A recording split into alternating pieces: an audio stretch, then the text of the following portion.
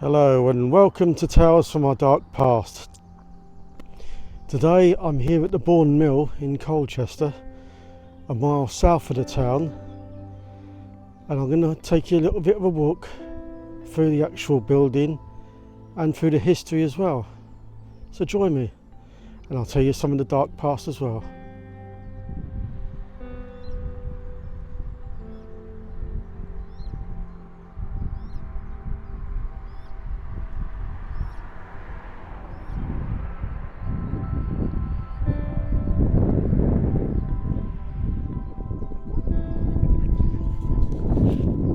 The Bourne Mill is now an actual wildlife area as well for ducks and beetles and lots of other wildlife in here, including bats.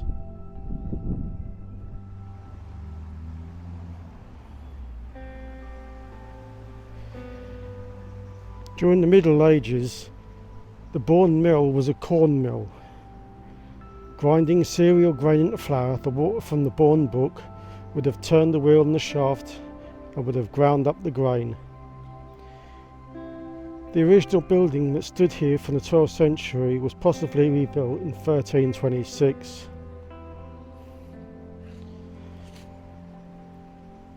In 1360, a baker named Thomas Daines was fined for taking excessive tolls at Bourne Mill. His tolls would have been the cost covered due to the bread tax during medieval times.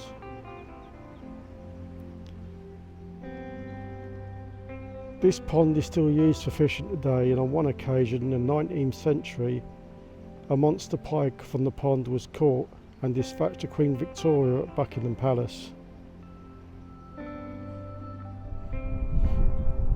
This present building was built in the Tudor period, but the present Bourne Mill is not the first to have stood here. The mill is a Grade 1 listed building, and Bourne Mill has a rich history, from being the fishing site for monks to a Elizabethan banqueting house to a fulling mill and corn mill.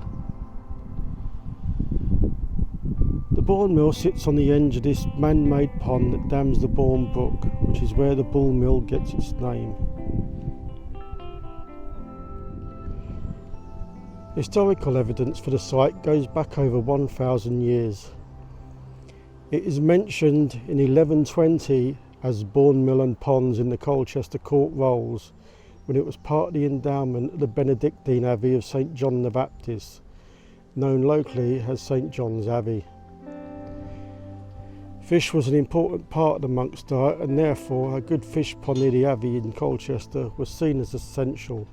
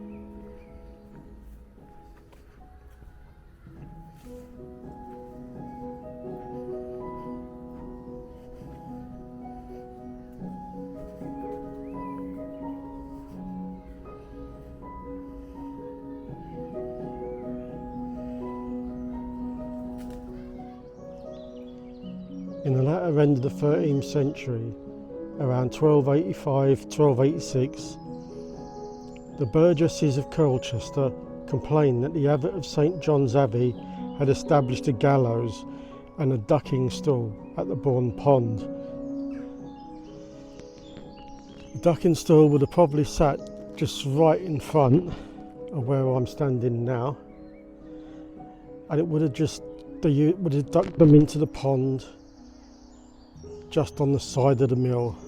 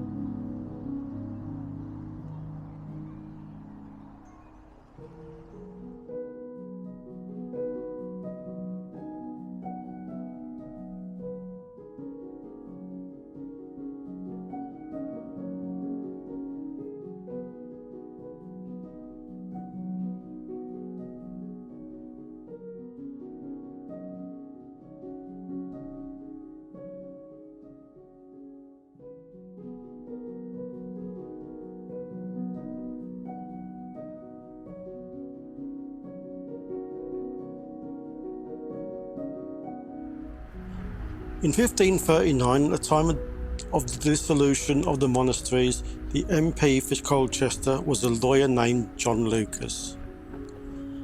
He acted as a prosecutor for the Crown, and that year executed the Abbot of St John's for defying Henry VIII, and the monastery was destroyed, and the mill and its fish ponds passed through a number of people until 9 years later, when Lucas purchased the abbey lands himself. In 1591, his son, Sir Thomas Lucas, built the Bourne Mill as a fishing and banqueting lodge, using leftover stone from the abbey. Much of the stone still shows signs of decorative carving from the abbey, and his coat of arms are also above the doorway.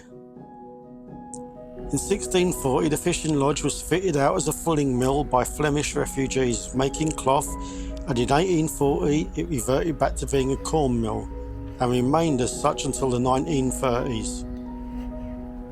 The descendants of John Lucas owned the mill until 1917. It was bought by the National Trust in 1936 from the last miller, Alfred Pulford, when the shaft of the mill wheel broke. But in 1950 it had become derelict and the machinery was restored in 1966. It now opens a few times a year to allow the public to walk around inside the mill, but you can walk around the Bourne Valley Walk all year round.